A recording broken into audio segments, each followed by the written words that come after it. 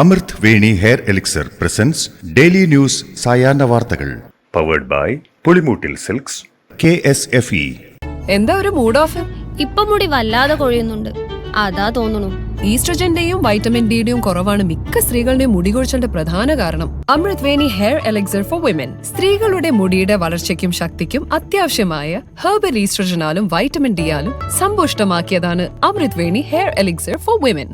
നമസ്കാരം, ഞാൻ ഷാജി പത്മനാഭൻ. ഡെയിലി ന്യൂസിന്റെ സായാഹ്ന വാർത്തകളിലേക്ക് സ്വാഗതം. ഇന്ന് ഓഗസ്റ്റ് 1 വ്യാഴാഴ്ച. വയനാട്ടിലെ ഉരുൾപൊട്ടൽ ദുരന്തത്തിൽ മരണസംഖ്യ 281 ഉയർന്നു. രക്ഷാപ്രവർത്തനത്തിന്റെ 3ാം ദിനമായ ഇന്ന് രാവിലെ കാലാവസ്ഥ തെളിഞ്ഞതോടെ രക്ഷാപ്രവർത്തനം ഊർജിതമാക്കി.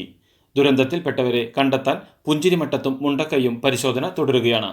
ഉരുൾപൊട്ടലിന്റെ പ്രഭവകേന്ദ്രമെന്ന് കരുതുന്ന പുഞ്ചിരിമട്ടത്ത് വീടുകളുടെ അവശിഷ്ടങ്ങൾ പോലും കാണാനില്ലെന്നാണ് വിവരം.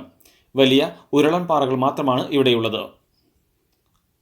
വയനാട് മുണ്ടക്കൈ ഉരുൾപൊട്ടലിൽ ബെയിലി പാലം നിർമ്മാണം പൂർത്തിയാകുന്നതോടെ യന്ത്രങ്ങളടക്കം എത്തിച്ച് രക്ഷാപ്രവർത്തനം ഊർജിതമായി നടത്തുമെന്ന് മുഖ്യമന്ത്രി പിണറായി വിജയൻ.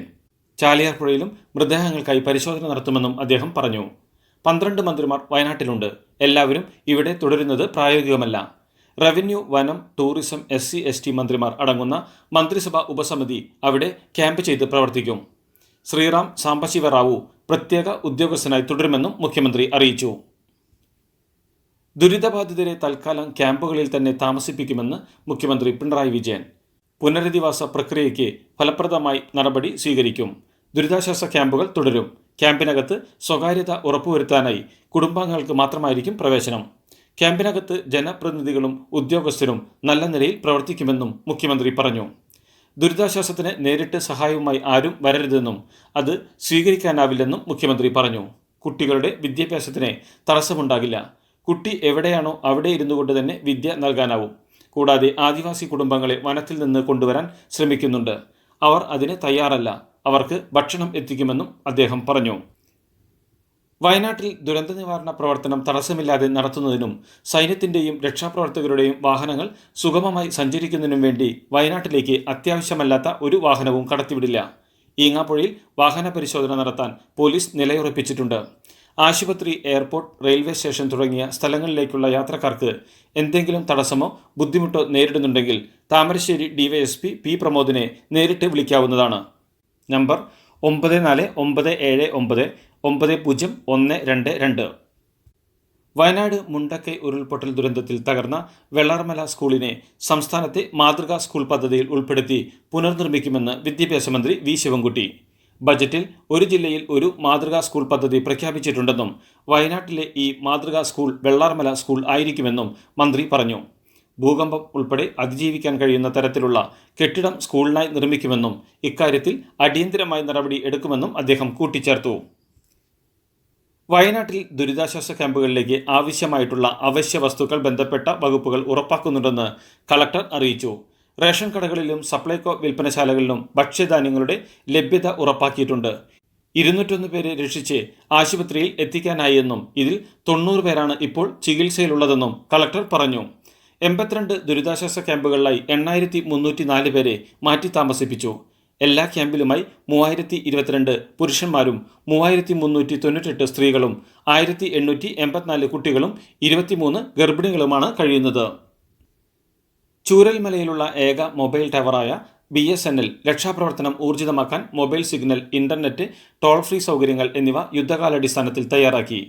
ചൂരൽമലയിലെ ടവറിന് അടിയന്തരമായി ജനറേറ്റർ വൈദ്യുതി സൗകര്യമൊരുക്കി മുടക്കം കൂടാതെ മൊബൈൽ സിഗ്നൽ ലഭ്യമാക്കിയതും യുദ്ധകാലാടിസ്ഥാനത്തിൽ ചൂരൽമലയിലും മേപ്പാടിയിലും 4G സേവനം ലഭ്യമാക്കി രക്ഷാപ്രവർത്തനം ഊർജിതമാക്കാൻ അതിവേഗ ഇന്റർനെറ്റും ടോൾ ഫ്രീ നമ്പറുകളും ഒരുക്കിയതും ഇതിൽ ഉൾപ്പെടും.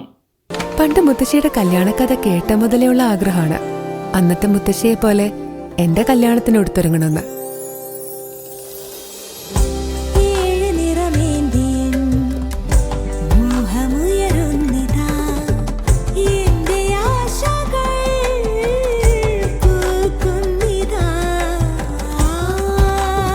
ചില ബന്ധങ്ങൾ തുടർന്നുകൊണ്ടേയിരിക്കും.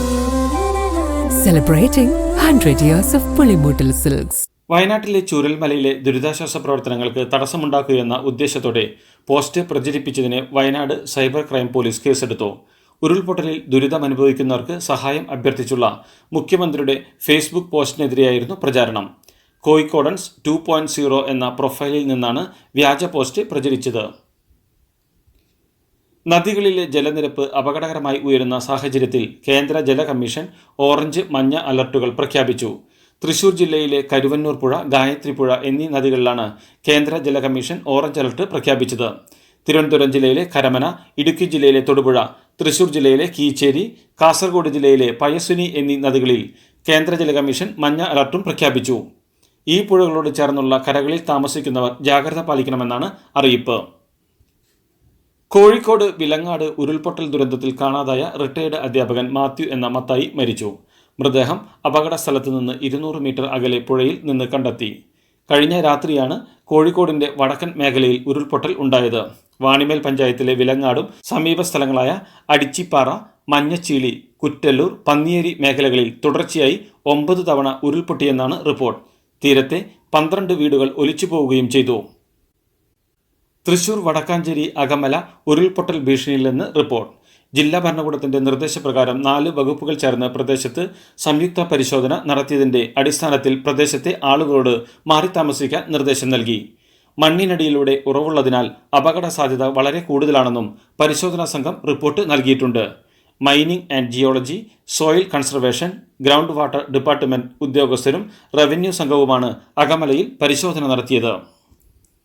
സംസ്ഥാനത്ത് പുതുക്കിയ മഴ മുന്നറിയിപ്പ് പ്രകാരം മധ്യ വടക്കൻ ജില്ലകളിൽ യെല്ലോ അലർട്ട് തുടരുന്നതായി കേന്ദ്ര കാലാവസ്ഥാ വകുപ്പ് അറിയിച്ചു. തീവ്ര, അതിതീവ്ര മഴ മുന്നറിയിപ്പുകൾ പുറപ്പെടുവിച്ചിട്ടില്ലെങ്കിലും ഒറ്റപ്പെട്ട ഇടങ്ങളിൽ ശക്തമായ മഴ പ്രതീക്ഷിക്കണമെന്ന് കാലാവസ്ഥാ നിരീക്ഷണ കേന്ദ്രം വ്യക്തമാക്കി. കർണാടകയിലെ ദേശീയപാതയിലുണ്ടായ മണ്ണിടിച്ചിലിൽ കാണാതായ ലോറി ഡ്രൈവർ അർജുനെ കണ്ടെത്താൻ തൃശൂരിൽ നിന്ന് ഷിരൂരിലേക്ക് ഡ്രഡ്ജർ കൊണ്ടുപോകില്ല. ഗംഗാവാലി പുഴയിൽ ആഴവും ഒഴുക്കും കൂടുതലായതിനാൽ ഡ്രഡ്ജർ ഗംഗാവാലി പുഴയിൽ ഇറക്കാൻ സാധിക്കില്ല. വിദഗ്ധ സംഘം തൃശൂർ കളക്ടർക്ക് റിപ്പോർട്ട് നൽകി. പുഴയിലെ ഒഴുക്ക് 4 നോട്ട്സിൽ കൂടുതലാണെങ്കിൽ ഡ്രഡ്ജർ ഇറക്കാൻ പ്രയാസമാണ്.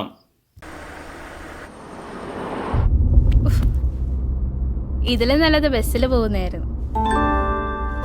ഇന്നോവ ക്രിസ്റ്റ വരും. അതെ, 17 പേർക്കാണ് ഇന്നോവ ക്രിസ്റ്റ കിട്ടാൻ പോകുന്നത്. മെഗാ സമ്മാനമാണെങ്കിലോ പുതുപുത്തൻ ബെൻസ് കാർ, പിന്നെ ആദ്യ സീരീസിൽ 170 പേർക്ക് ഐഫോണും. ഇത്തവണ സമ്മാനങ്ങളുടെ നക്ഷത്ര തിളക്കവുമായി KSFE ഗാലക്സി ചിട്ടികൾ. ദില്ലിയിലെ കനത്ത മഴയിൽ പുതിയ പാർലമെന്റ് കെട്ടിടത്തിൽ ചോർച്ച.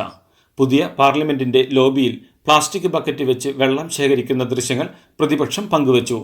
പുതിയ പാർലമെന്റിനേക്കാൾ നല്ലത് പഴയ പാർലമെന്റാണെന്നും മഴക്കാലത്തെങ്കിലും സഭ ചേരുന്നത് പഴയ പാർലമെന്റിലേക്ക് മാറ്റണമെന്നും അഖിലേഷ് യാദവ് പരിഹസിച്ചു. വിഷയം പരിശോധിക്കാൻ എല്ലാ പാർട്ടികളുടെ MP-മാരും ഉൾപ്പെട്ട സമിതിക്ക് രൂപം നൽകണമെന്ന് ആവശ്യപ്പെട്ട് മാണിക്കൻ ടാഗോർ MP അടിയന്തര പ്രമേയ നോട്ടീസ് നൽകി.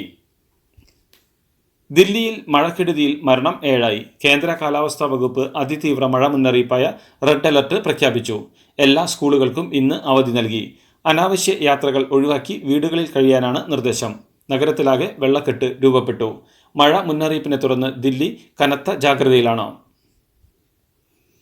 Army medical service director general പദവിയിലേക്ക് ആദ്യമായി എത്തുന്ന വനിതയായ ലഫ്റ്റനന്റ് ജനറൽ സാധന സക്സേന നായർ തന്റെ പുതിയ ചുമതല ഏറ്റെടുത്തു. പൂനെയിലെ ആംഡ് ഫോഴ്സ് മെഡിക്കൽ കോളേജിൽ നിന്നാണ് സാധന സക്സേന നായർ കോഴ്സ് പൂർത്തിയാക്കിയത്.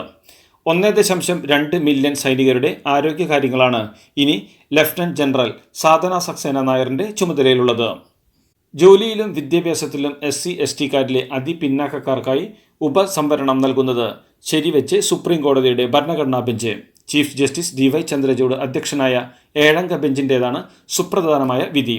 ഉപസംവരണം ശരിവെച്ച ഭരണഘടനാ ബെഞ്ച് എന്നാൽ സംവരണത്തിനായി മാറ്റിവെച്ചിട്ടുള്ള മുഴുവൻ സീറ്റുകളും അതിപിന്നാക്കക്കാർക്കായി നീക്കിവെക്കരുതെന്നും നിർദ്ദേശിച്ചു. ഹിമാചൽ പ്രദേശിൽ മേഘവിസ്ഫോടനം മൂലമുണ്ടായ ദുരന്തത്തിൽ 44 പേരെ കാണാതായെന്ന് വിവരം. പ്രദേശത്ത് റോഡുകളും പാലങ്ങളും തകർന്നിട്ടുണ്ട്. ദേശീയ ദുരന്ത നിവാരണ സേന രക്ഷാപ്രവർത്തനം തുടരുകയാണെന്ന് സംസ്ഥാനത്തെ മന്ത്രി ജഗത് സിംഗ് നേഗി അറിയിച്ചു. 2 പേരുടെ മൃതദേഹങ്ങൾ കണ്ടെത്തിയിട്ടുണ്ട്. നിരവധി വീടുകൾ തകർന്നതായാണ് വിവരം. ഷിംലയിൽ മാത്രം 36 പേരെയും മണ്ഡിയിൽ 8 പേരെയും കാണാതായെന്നാണ് വിവരം.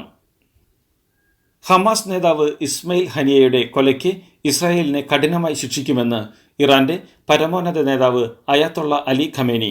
ഇറാന്റെ മണ്ണിൽ ചിന്തിയ ഹനിയയുടെ രക്തത്തിന് പകരം ചോദിക്കുകയെന്നത് തങ്ങളുടെ കർത്തവ്യമാണെന്നും ഖമേനി പറഞ്ഞു. സംഘർഷങ്ങളുടെ പശ്ചാത്തലത്തിൽ ലെബനിലേക്ക് യാത്ര ചെയ്യരുതെന്ന് ഇന്ത്യൻ പൗരന്മാർക്ക് മുന്നറിയിപ്പ്. അത്യാവശ്യമല്ലാത്ത യാത്രകൾ ഒഴിവാക്കണമെന്നാണ് ബെയ്റൂത്തിലെ ഇന്ത്യൻ എംബസി അറിയിച്ചിരിക്കുന്നത്. ലെബനിലുള്ളവർ ജാഗ്രത പാലിക്കുകയും യാത്രകൾ പരിമിതപ്പെടുത്തുകയും വേണം. ഇന്ത്യൻ എംബസിയുമായി സമ്പർക്കത്തിലായിരിക്കണമെന്നും എംബസി അറിയിച്ചു. പാരീസ് ഒളിമ്പിക്സിന്റെ 6ാം ദിനം ഷൂട്ടിംഗിൽ ഇന്ത്യക്ക് ഒരു വെങ്കലം കൂടി. പുരുഷന്മാരുടെ 50 മീറ്റർ റൈഫിൾ 3 പൊസിഷനിൽ സ്വപ്നിൽ കുശാലയാണ് ഇന്ത്യയ്ക്കായി വെങ്കലം നേടിയത്.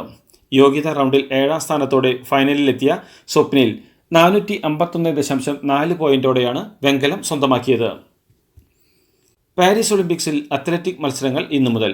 ടോക്കിയോയിലെ സുവർണ നേട്ടത്തോടെ ചരിത്രത്തിൽ ആദ്യമായി ഒളിമ്പിക്സിലെ അത്ലറ്റിക്സിൽ മെഡൽ സമ്മാനിച്ച ജാവലിൻ താരം നീരജ് ചോപ്ര ഉൾപ്പെട്ട 29-അംഗ അത്ലറ്റിക്സ് ടീം 16 മെഡൽ ഇനങ്ങളിൽ ഇന്ത്യയ്ക്കായി മത്സരിക്കും. ഇതോടുകൂടി ഡെയിലി ന്യൂസിന്റെ ഇന്നത്തെ സായന വാർത്തകൾ സമാപിക്കുന്നു. ഡെയിലി ന്യൂസിന് വേണ്ടി വാർത്തകൾ വായിച്ചത് ഷാജി പത്മനാഭൻ. DailyNewsLive.in വാർത്തകൾ വിരൽ തുമ്പിൽ.